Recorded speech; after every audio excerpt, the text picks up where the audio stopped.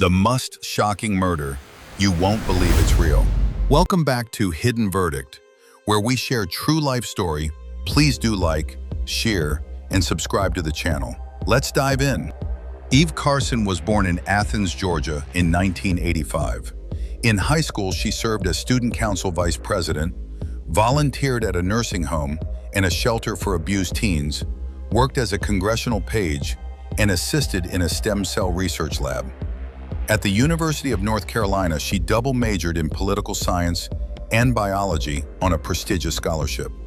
She taught elementary school science, helped doctors in Ecuador, studied in Cuba, and joined a research team in Egypt. By age 22, she had a job offer waiting after graduation. On March 5, 2008, Eve lived off campus with roommates. Around 1:30 a.m., her friends left for a party. Eve declined to join them. She wanted to study. Her roommates returned at 4:30 a.m. The front door was wide open. Lights were on. Eve was gone.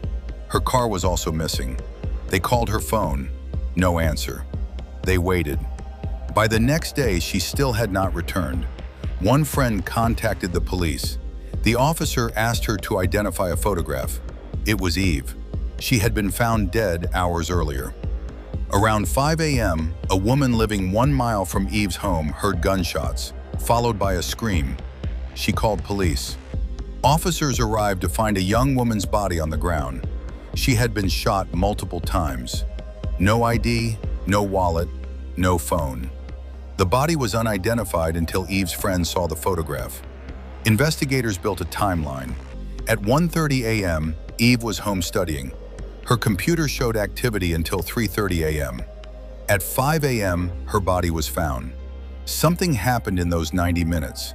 Eve's wallet and credit cards were missing from her room. Neither was found near her body.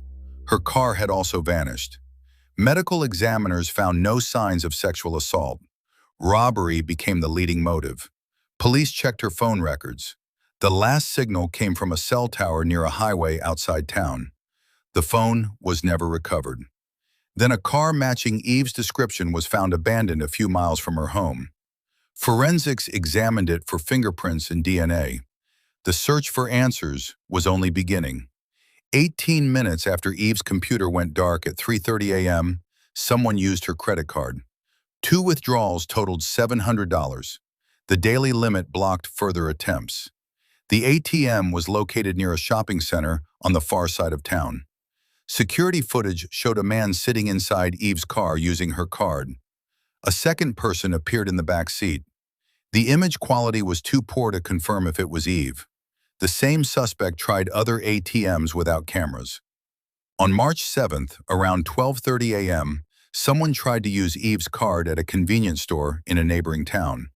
The bank declined the transaction, but this store had a working security camera. When police reviewed the footage, they saw a different person than the first ATM video. Investigators now believe more than one person was involved. Either the killer had handed the card to an accomplice, or multiple people committed the murder. Police released both images to the media. On March 12th, an anonymous caller recognized the second man from the convenience store footage. His name was Dario Atwater, age 21. He had an extensive criminal history including robbery, assault, and drug offenses. 2 days after Eve's murder, he was scheduled for court on a handgun charge. Police arrested him. They discovered he frequently communicated with a 17-year-old named Lawrence Lovett. When detectives saw Lawrence's mugshot, they recognized him as the driver in the first ATM video. Lawrence Lovett barricaded himself inside his home when police came. SWAT was called. He was arrested and denied involvement. Cell phone data showed both suspects' phones connected to a tower near Eve's neighborhood on the night of the murder. They lived in a different city. Prosecutors believe they randomly targeted Eve, forced her into her car, drove to ATMs, and after hitting the withdrawal limit, took her to a wooded area and shot her. Dario faced the death penalty. Prosecutors offered Dario a deal: plead guilty and they would remove the death penalty. He accepted. He confessed that he and Lawrence broke into Eve's home, forced her into her car, and drove to ATMs. Eve pleaded to be let go. She promised not to tell anyone. They decided to kill her because she had seen their faces. On a deserted street, they shot her multiple times. Before they killed her, Eve asked them to pray with her. They shot her anyway. In 2010, Dario was sentenced to life plus 30 years. He apologized to Eve's parents. Lawrence refused to plead guilty. He was convicted and sentenced to life. In 2013, his sentence was overturned on juvenile offender grounds. A new trial gave him life again. A new North Carolina law created harsher penalties for gang-related crimes, inspired by Eve's murder. A scholarship and memorial garden were established in her name. Her friend reached the American Idol finals, crediting Eve for his courage.